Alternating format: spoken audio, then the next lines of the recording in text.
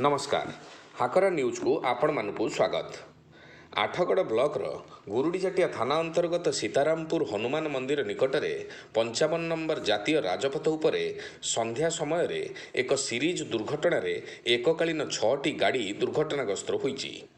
रास्ता प्रशस्तीकरण पाई दीर्घदिन धरी कार्य चालुथिबारु असजड़ा रास्तार बहु समय दुर्घटना घटुची। आज घटिथिबा दुर्घटना रे 3 जन गुरुतर आहतंकु कटक बड़ मेडिकल को स्थानांतर करा जायछि। प्रथमे गोटे ट्रलर ट्रक सह धक्का लागिथिला, फଳରେ ट्रकटी जड़े मोटरसाइकेल आरोही को पछपटू धक्का देइथिला। एही समय रे 2टी कार एवं एक पिकअप भ्यान आहार केन्द्र रे व्यवहार होइथिबा पिकअप भ्यान पछकु पछ पिटी हो जाइथिला। घटनास्थल रे गुरुडीझाटिया पुलिस पहुंची आहत मानकु डाक्तरखाना पठाइबा सह दुर्घटनाग्रस्त गाड़ी गुड़ी को रास्तारू हटैथिले। आज पई खबर एतिकी। नमस्कार।